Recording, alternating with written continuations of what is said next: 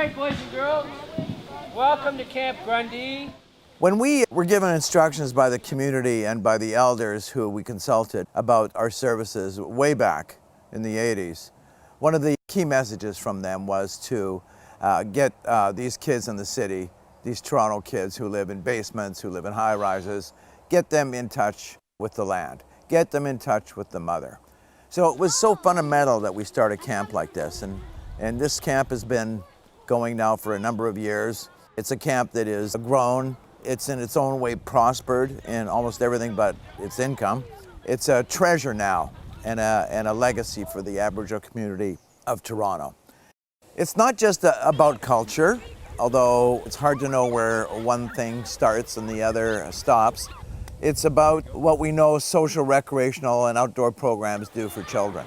These kids, for the first time, a lot of them have gone into the bush and have gotten that special experience that comes from being connected. From slapping mosquitoes to swimming in a lake instead of a chlorinated pool, by watching the bears come through the camp at night. Everything here is a teaching. Even the mosquitoes that I am desperately swatting away teach us a little bit about humility, and that just because you're big doesn't mean you're in charge. So this camp is so many things that way.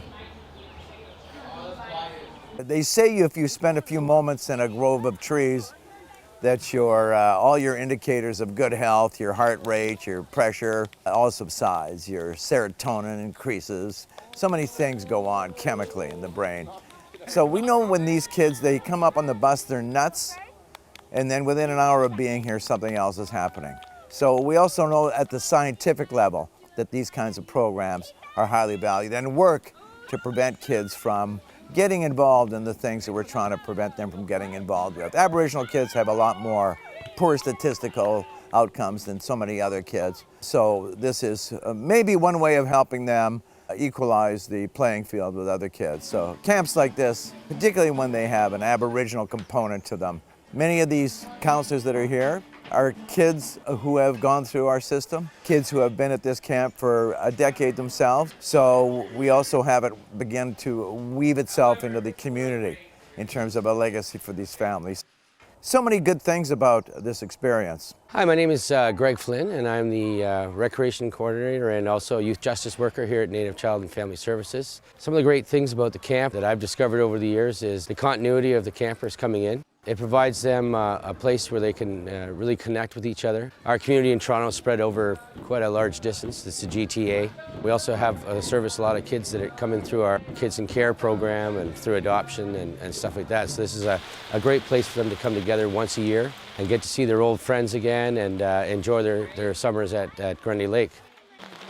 What has happened over the years that I've noticed is I've had street youth that we worked with back when I was a youth worker at the downtown location. They would come up here and they would be struggling with a lot of the heavy issues that life provides. And within a couple days of being at camp and experiencing the on-land program, getting involved in the culture, having the opportunity to do pipe ceremony and sweat lodge, enjoy the beautiful the landscape, the canoeing, the trails, and the games and stuff like that. It's like they were reborn again in many ways. They rediscovered themselves as pure individuals that they really are. And every week here we have elders that come in through the morning circles, which we have traditional teachings in the morning, touching a lot of different topics. In the evening we do the drumming and the singing and storytelling underneath the stars and beside the fire. We've had elders that have been coming here for over 20 years. And some elders stayed the whole week for 5-6 years in a row. Okay, so another really cool feature that we have at the camp is unlike other camps, we don't sleep in cabins or tents. What we do use is traditional plains teepees here. Basically you are on a ground sheet and a mattress, sleeping on the ground, so you're really close to Mother Nature. We have beautiful fire bowls that light up the teepee with a warm glow.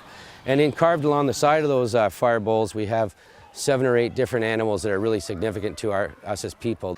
These cutout figures actually cast shadows up onto the walls of the teepee, and it actually looks like they're dancing. So it's a really awesome sight where the flaps open up. You can see the beautiful stars and the moon, and it's just a really special, warm feeling. The kids really seem to enjoy it as well. Get away from the van! Hello, my name is Melanie Stevens. I've been coming to Camp Grundy for 3 years. This year I chose to volunteer. It's really a great camp because it teaches us about our culture and teachings we can use in the future. I'll definitely be coming back next year. My name's Brown Walking Bear, and I'm from the Bear Clan. Right now, I'm working as a volunteer, but this camp, I would say, was probably one of my greatest childhood memories. Bonjour, my name is Alex, and this is my 5th year as a camp counselor. I first came up to Grundy as a camper for the family camp quite a few years ago, and I just enjoyed the experience so much. When I heard that I had the opportunity to apply to be a counselor, I had to go for it. I think it's very important for kids to come here because when they're in their community, a lot of them don't get the chance to experience this outdoors and to really connect with nature and to connect with their culture. A lot of them are, inner city. So it's really good for them to be out here and to understand the beauty of the earth that we have. My name is Kayla. What do you enjoy about coming to Camp Grundy?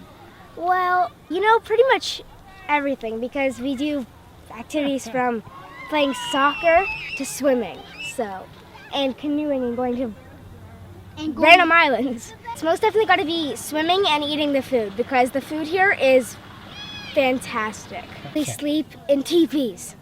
In teepees. All right, everyone gather up. We're about to start our hike. So a camp like this costs about $100,000. It'll provide employment to about 25 Aboriginal students. Not just employment, but skills that are marketable. All the camp programs here are free. We do not charge because we want to attract those who can least afford these experiences.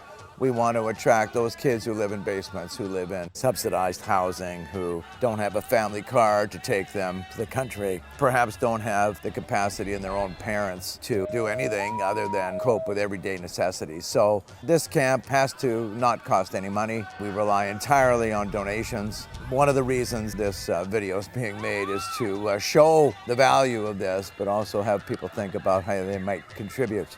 That's what you call honest talk. Camps like this, they're not a gift from anywhere. We have to struggle for many of our programs. The best programs, in fact, are the things most difficult to fund.